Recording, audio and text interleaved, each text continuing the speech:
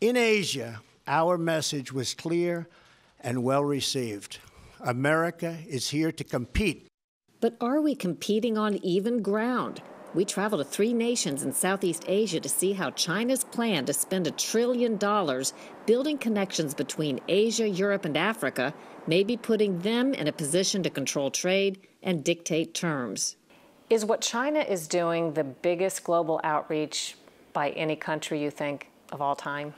I think the United States should pay attention to this. Airplanes aren't an occasional sight anymore, they are common. That was America in 1954. Lawmakers worried that smaller, rural towns might be forgotten as airlines moved to larger, more lucrative markets. So, they approved the Essential Air Services Program. Well, it's the least essential program in the entire federal government. For over 3 decades, country music singer Travis Tritt has turned out records and turned it up on stages across America. But that may not be his biggest success. In the early part of my career, I had an opportunity to do a music video for a song called Anymore. I can't hide the way I feel about you. Anything that I can do on my end to help raise awareness of veterans and veterans issues is something that I definitely want to be a part of.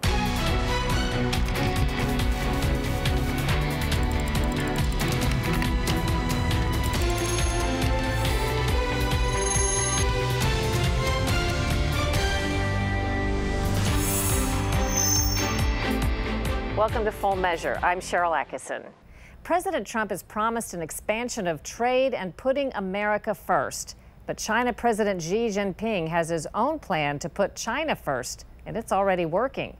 We traveled to 3 countries in Southeast Asia, South Korea, the Philippines, and Singapore, to find out about the Chinese initiative called One Belt, One Road.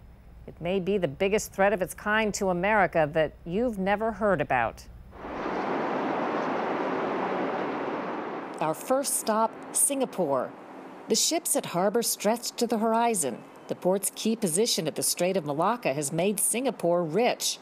The Strait of Malacca is a crucial shortcut between India and Asia, economically and strategically one of the most important shipping lanes on the planet, which makes Singapore critical to China's new plan to dominate the world economy.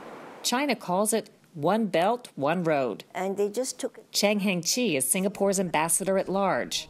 Is what China is doing the biggest global outreach by any country, you think, of all time? Well, when Xi Jinping announced the One Belt, One Road initiative, everyone thought it was a grand vision. It is the greatest vision of all times. It's a vision that captures the Old Silk Road economic initiative. The Old Silk Road refers to a network of trade routes used for hundreds of years to move goods like silk and spices. China intends to spend $1 trillion to build new connections among Asia, Europe, and Africa, developing supply routes over land and water, putting China in a position to control trade and dictate terms. It's already building coal power plants in Pakistan, buying interest in foreign oil companies, and building a $6 billion railway that will connect 8 countries. How do you think, if you are someone looking after U.S. interests, that the United States ought to view this strategic move by China? I think the United States should pay attention to this. And if the United States sees itself as a global leader, then you would ask yourself, oh, what are they doing that I'm not doing? And actually, if this succeeds, where am I?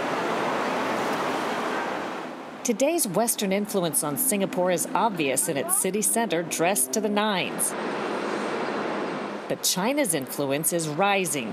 It's already spending 1/3 of its One Belt, One Road investments in Singapore and recently closed an $11 billion deal to buy a Singaporean warehouse and logistics firm. Will China's tempting investments reorder the world order and pull U.S. allies in a different direction? Kirk Wagner is the former U.S. ambassador to Singapore. He says the U.S. may be losing ground. That's been a little bit of a frustration for me. Now, we have 3,700 American companies that are based here in Singapore. Some people are getting the memo. But there are 21,000 American companies in Mexico. What does Singapore do? What do these other Southeast Asian nations do with two great world powers trying to befriend and court them? You know, most ASEAN countries, the 10 countries in Southeast Asia, really don't want to choose. They would like to be in the center, you know. And I've said, trade is promiscuous. You can trade with as many partners as you like. Some countries have found the United States less willing to engage them, you know, and so they've been engaging far more with China. Against the opulence of Singapore, the Philippines is a rustic cousin. Almost 13 million people live in the capital of Manila, a chaotic collection of wealthy sky-rise neighborhoods built around a colonial-era polo club. The Philippines is another key country in China's One Belt, One Road initiative. By all accounts, Filipino President Duterte, elected last year, is pivoting away from the U.S. toward China, saying One Belt, One Road lines up with his own goal of upgrading his nation's infrastructure. This administration particularly has indicated that they're shifting away from the U.S., which I think is a mistake in my own view. Jose Quisia was the Philippine ambassador to the U.S. until last year. The president would like to develop stronger ties with China and Russia. He believes that we've been too close to the U.S. and that he would like to strengthen relationships by showing that he is not as closely affiliated with the U.S. as the previous administration. I think that from a geopolitical perspective, the Philippines is at an absolute critical juncture. I don't want to call it a battle, but essentially the competition over influence. Jean Yu is a former U.S. Army Green Beret who now runs a security business in the Philippines, Black Panda. In my opinion, One Belt, One Road is essentially China's answer to the Marshall Plan of what the states did after World War II. In the Marshall Plan, named after Secretary of State George Marshall, the U.S. spent the equivalent of $103 billion to rebuild 16 European countries and secure alliances. China's investment and potential payoff are even bigger. It's not exactly that way. Professor Salita Mansad, a Filipino economist, is skeptical of deals being offered by China, such as loans so risky that Western countries won't make them and borrowing countries won't be able to pay the money back. I don't mean to cast aspersions on China's initiative, but it's almost like bribery, it seems to me. Well, what else is it? The fact is, China is willing to give softer loans, etc., and the clients are too anxious to get this money. She sees uncertainty in the prospect of a rising China. Why do you think the United States should be concerned about that? So China will get the South, Asia and the Pacific, and then it will look forward more, and it will, it will start bullying if it can, the same way that the United States did 100 years ago or 50 years ago. I would rather have the evil I know than the evil I don't know. Let's put it that way. The last stop in our examination of One Belt, One Road is Korea. Do you view the potential changes as something favorable for the region and the world? I'm very concerned that China is becoming the biggest country in the world. Congresswoman Hye-Hoon Lee leads South Korea's opposition party. China's attitude toward our society is pretty much hostile. And it's up to the infantry to clear out the pockets of die-hard communists. China has been hostile since the 1950s, when it backed communist North Korea in the Korean War. In contrast, the U.S. has stood by South Korea. The once proud capital of the Korean Republic is a mass of ruins. And watched it grow from one of the poorest countries in the world to one of its biggest economic success stories.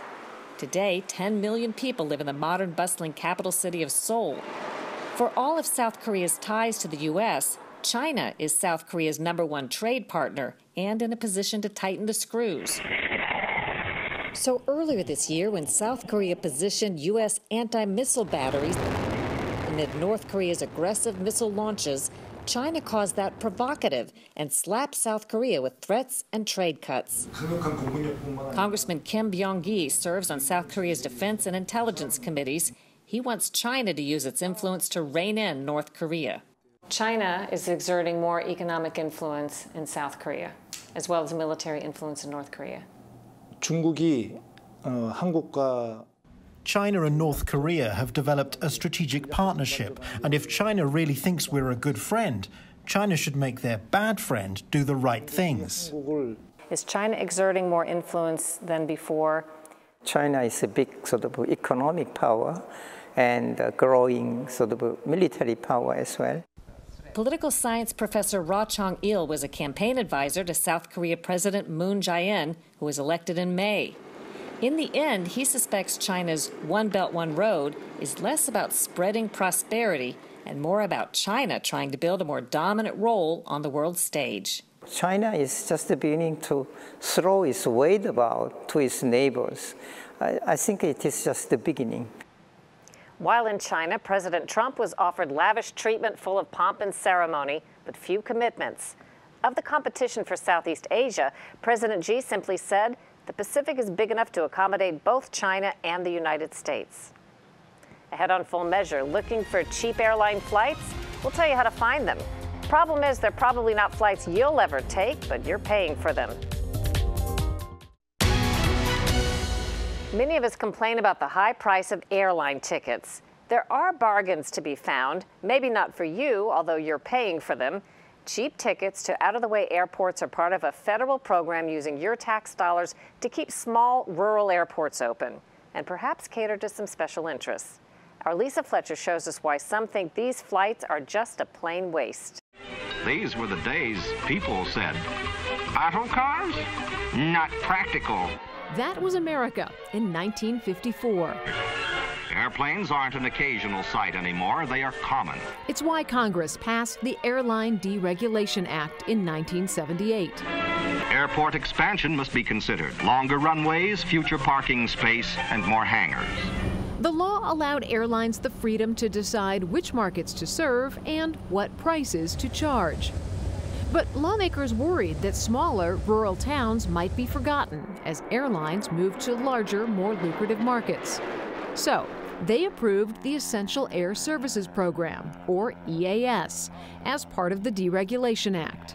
Well, it's the least essential program in the entire federal government.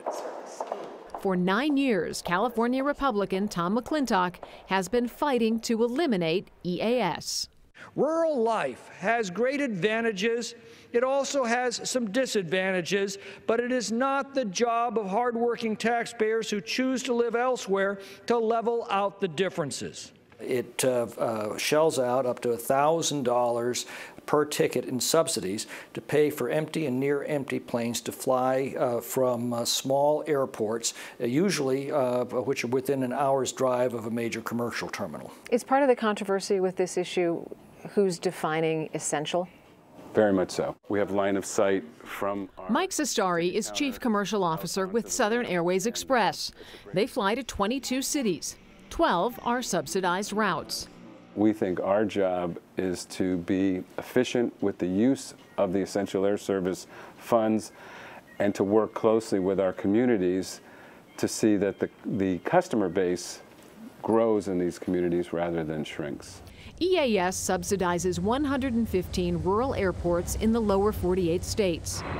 In 2012, the Department of Transportation spent $193 million on EAS.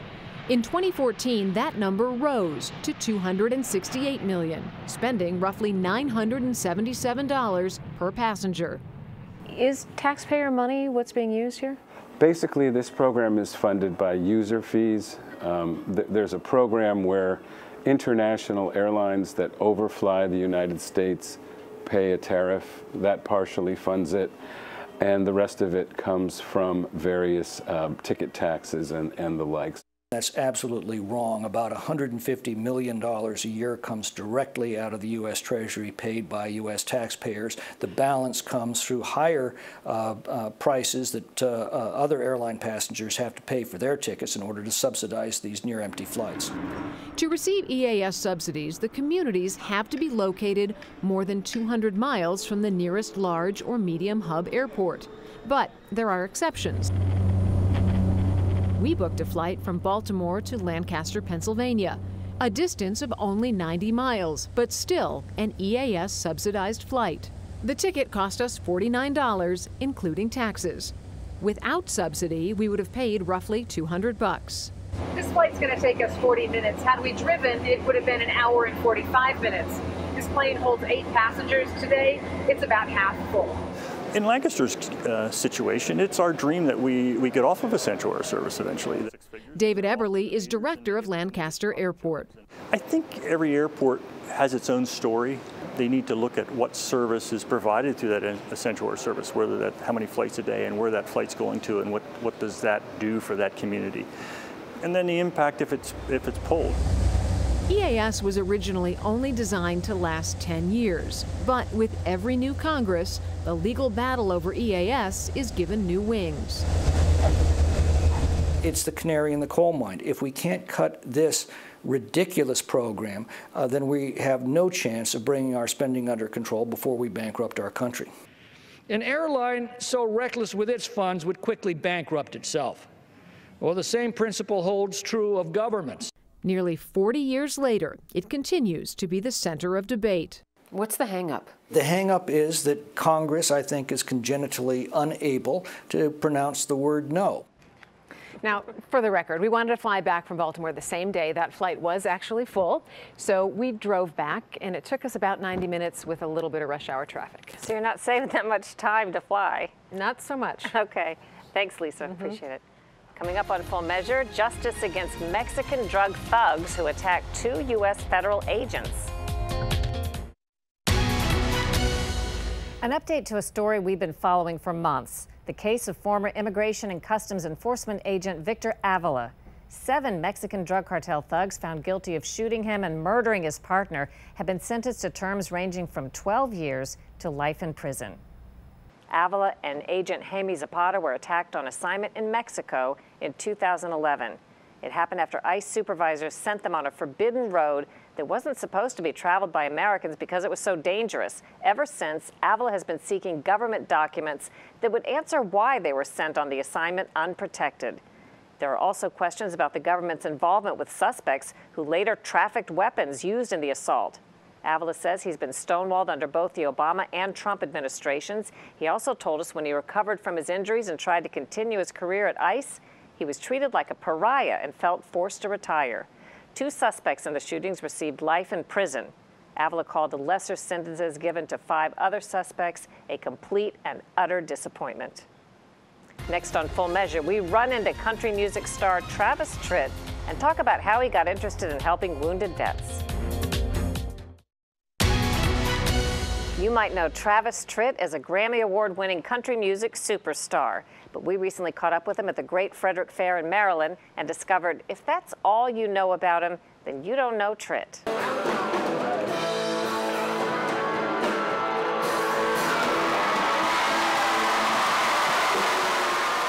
Someone said to describe yourself in a paragraph or so. What are the things you would say about yourself? Well, I'm just an old, down-home country boy. I mean, I grew up in Marietta, Georgia, which at the time that I grew up, it was a small town. So I've always loved, you know, the outdoors. I've always loved music. I've always loved being a part of kind of a close-knit family. And those are the things that I still cherish to this day.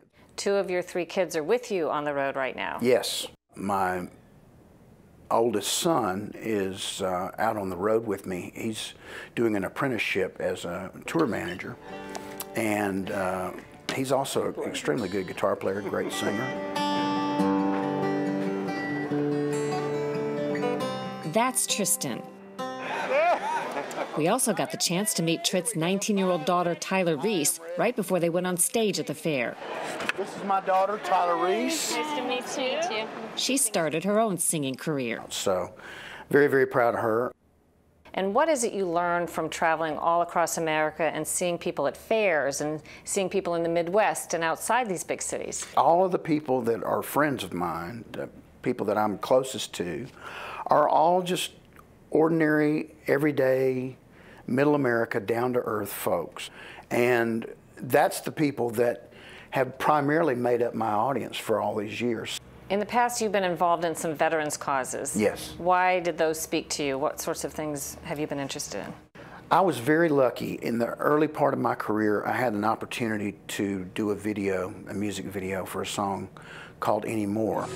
I can't hide the way I feel about you. The treatment for the video was basically a guy who goes off to war, comes home in a wheelchair, disabled, and all of the people, with the exception of myself and 2 other actors, all of the people that were in the video were actually either patients or staff at that VA hospital. I thought that because I had never served in the military, I thought they were going to hate me, and found out very quickly that the opposite was true. And it made me just really feel a calling to want to get involved. And I immediately called the folks in Washington at the DAV and volunteered my services. What year was that, the song? 92. So since then, there have only been many, many thousands more soldiers who've come back without limbs and with Correct. Injuries from these wars. We visited so many medical clinics since that time. Had the opportunity to go to Walter Reed on several different occasions, and it's always uplifting.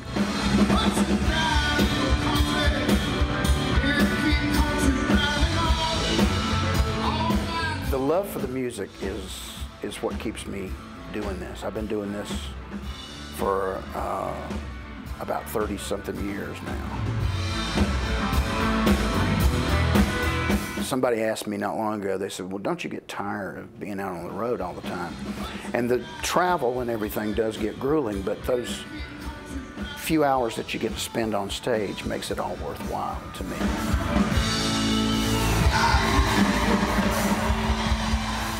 Tritt's newest release, an acoustic album, Travis Tritt Live at the Franklin Theater. Coming up next week on Full Measure, Shades of Gray. The Me Too movement empowered abused women to come forward and talk about misconduct that was in the shadows, but it's also drawing attention to the gray area between what's improper and what's illegal. If you've got 2 believable stories, you can take anybody down. And it opens the door for targets to be smeared by unproven claims. Next week on Full Measure. Thanks for watching. See you then.